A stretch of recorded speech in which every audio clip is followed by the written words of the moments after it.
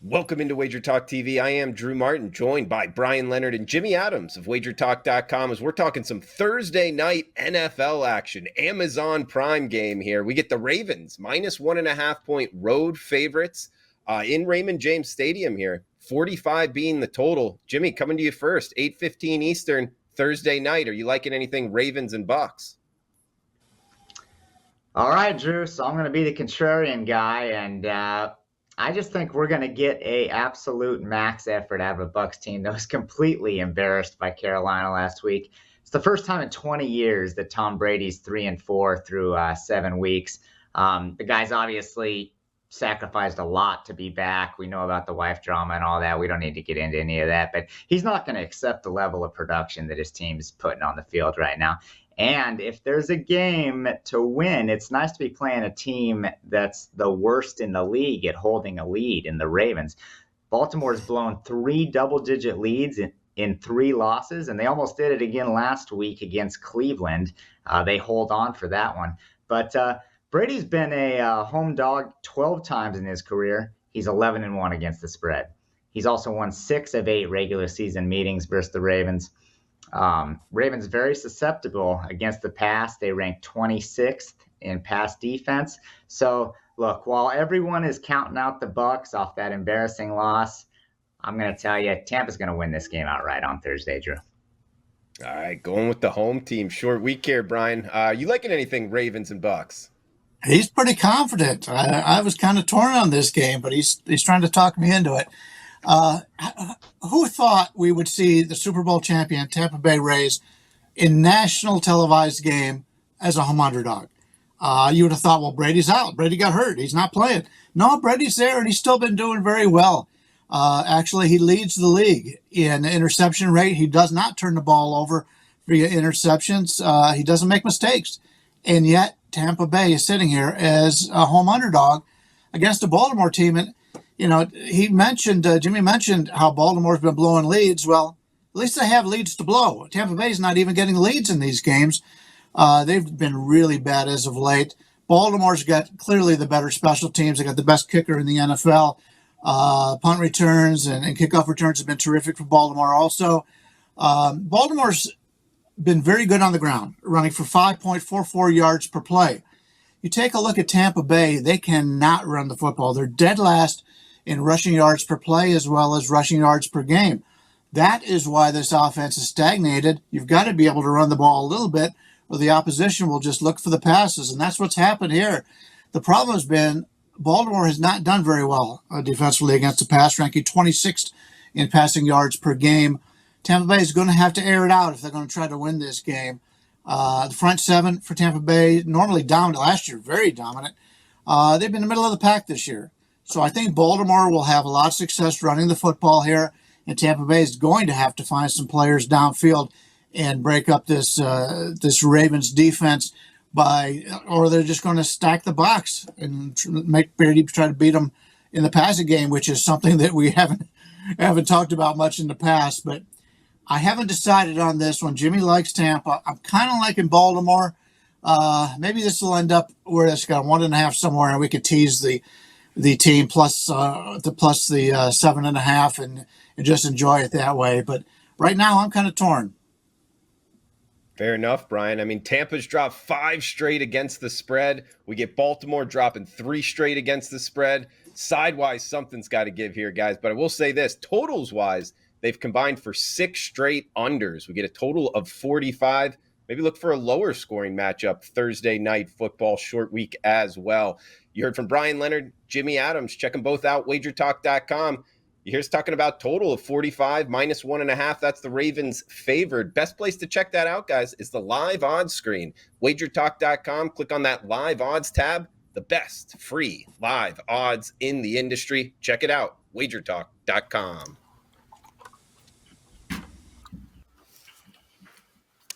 Welcome into WagerTalk TV. I am Drew Martin, joined by Tony Finn and Rob Veno of WagerTalk.com. We're talking some NFL Sunday action here. 1 p.m. Eastern kick between two cities that know how to have a good time. Las Vegas Raiders, New Orleans Saints here. Speaking of having a good time, Tony Finn, -2. That's the Raiders as the road favorite, 50 being the total. What are you liking in the Big Easy, Tony? I'm Raiders are a little bigger favorite over, me and the group of guys in the backyard when we're not completely sober. But there's been lots of disappointments so far in the NFL. I think everyone in this panel would agree that there's some disappointments, there's some surprises, and then there's the status quo, the typical, the usual, same old thing.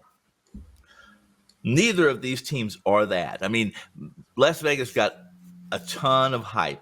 They got a lot of butt slaps, Drew, throughout the summer, through some of the pickups they made. They were more aggressive probably offensively than they've been in a long time.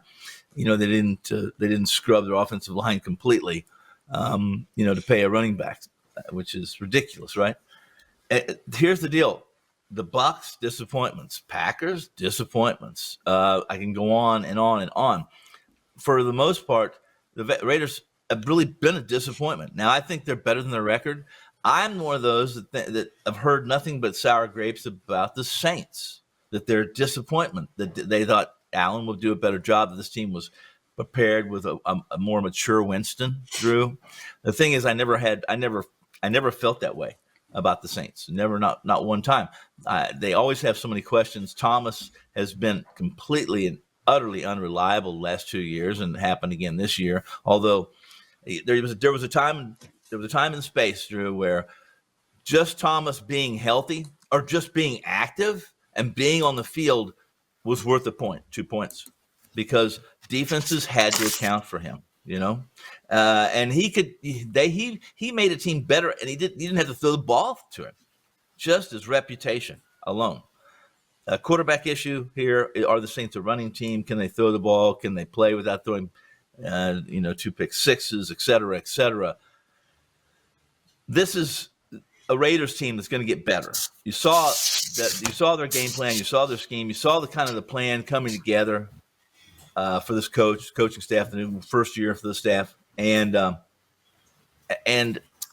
this is a game that they are going to go to the Big Easy, and they're either going to win by a few points, a handful of points, because they didn't play their best game, or they're going to whitewash this New Orleans team. Injuries have decimated the offensive line, and this Raiders team just continues to get better and better. Devontae Adams, although these two played in college with Carr and Adams, they played in college together. It's been a long time since then, but they're on the same page. The running game, the offensive line did a great job, and as long as this defense can put any kind of pressure on the opposing quarterback, especially in this division they play in, they're going to be competitive. I don't believe they win a lot of games. I still don't believe that they're a superpower or a supermodel comparatively in teams in the NFL. They're not one of my supermodels, but I'm on this Raiders team this weekend really big. I really think this is a great spot for them off what they did late in the fourth quarter of their last game compared to what happened to this New Orleans team. It's really falling apart for them, and I think it's time that they probably made some decisions, maybe sold some people before Friday or before the end of the weekend on the trade deadline, and start over. So give me the Raiders minus a small number. Robbie, what are you liking in the Superdome kicking us off on Sunday? I wish I could figure out, Drew, if New Orleans really has morphed into this offense-first over style team, because that's all they're playing right now. They're scoring points, they're playing overs. The Raiders are scoring points and playing overs, and they're both giving points up. I think for the Saints, there's an obvious reason why they're giving up a lot of points, right? Their defensive secondary has been absolutely depleted for much of the year. We got 3 guys with question marks in that secondary again this week. But they haven't stopped the run.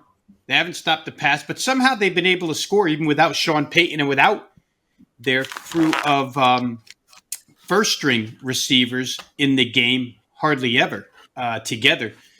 Chris Olave stepped up in Michael Thomas's absence. They've done a lot of good things on the offensive side. I mean, I won't go through all their scores, but the Saints are 4-0 to the over the last 4 weeks. As I said earlier, the Raiders have been an over team as well.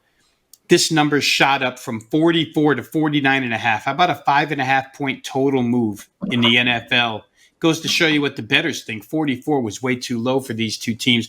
I know there's always something made about the West Coast teams coming east This is actually a central time zone, so I don't think it applies here, and it really doesn't apply much with the East like it used to anyway. So Raiders should be ready. On the field, it's pretty simple. New Orleans doesn't stop the run. The Raiders want to start off with running Josh Jacobs. He did that real well last week. I figure if he can run again, then they'll throw off of that. Saints probably can't stop Las Vegas.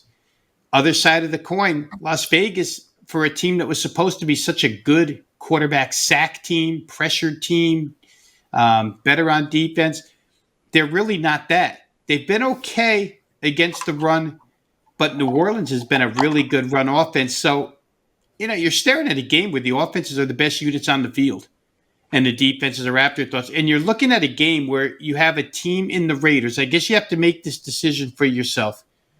Other than their first game against the Chargers, the Raiders, if anything broke their way, could be on a 5-game winning streak right now and be 5-1.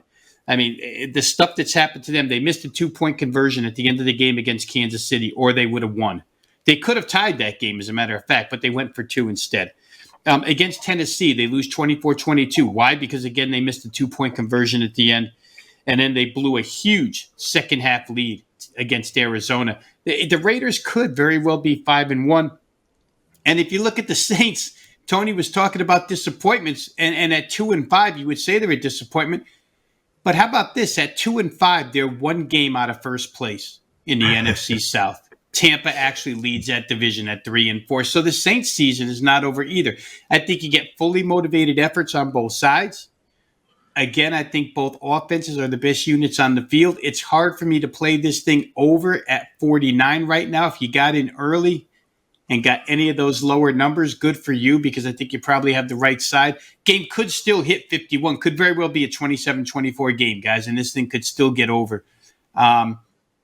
So I don't know which way to lean here. I really think both teams are going to be motivated and about equal, and I would have liked the over at a better price, but I don't think I can get there now. So it's kind of a no play right now for me until I see if New Orleans is going to have their secondary pieces back. If, in fact, Marshawn Lattimore and those guys play in this game and they can stop the Raiders through the air a little bit, I might be on New Orleans at that point. But we have to wait till later in the week to see that.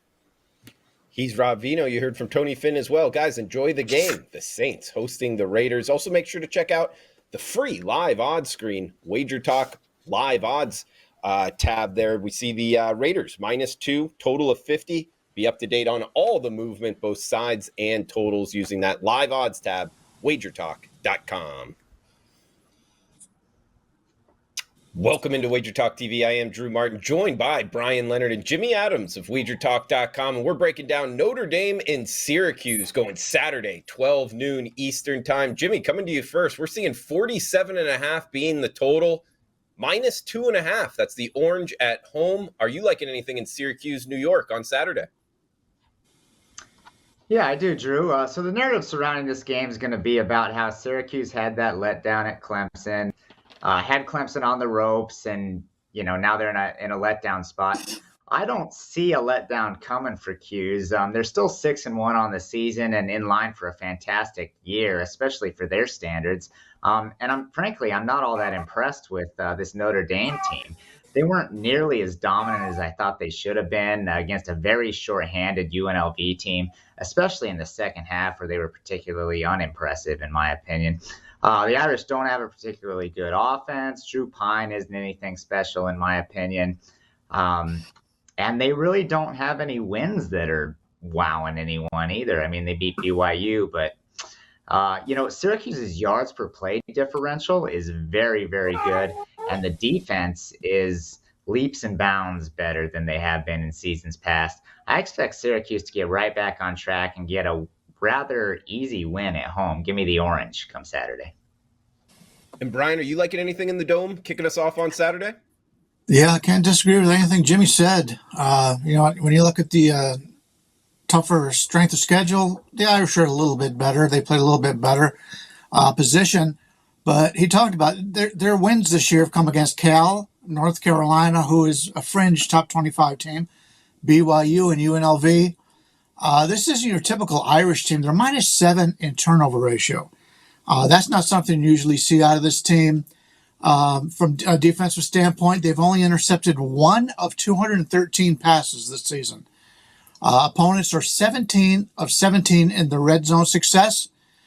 This Notre Dame defense just has not been what we've expected. The offense has struggled also. Syracuse, off the first loss of the season, 27-21 defeat in Death Valley, which is always a tough place to play. And as always, the referees seem to favor the home team in that game. It happens all the time. I watch every Clemson game, and they get a lot of breaks when they play at home. Syracuse, as Jimmy mentioned, they're outgaining the opposition by 1.76 yards per play. They are 20 of 30 in the offensive red zone success. They will have success against this Notre Dame defense. And from a side note, from the kicking standpoint, Syracuse 28 of 28 for extra points, 11 of 12 for field goals. And we've watched a lot of bad kicking in college football this year. That's not the case at Syracuse. Anytime you got a line in the 3 range, you always have to take a look at the special teams. Syracuse has got a great kicking game. I like Syracuse in this game as well. He's Bryan Leonard. You heard from Jimmy Adams as well. Check them both out at WagerTalk.com. Guys, a good day to do so is Tuesdays. It's $2 Tuesdays. Top handicappers, top play, discounted to just $2. Check it out, WagerTalk.com.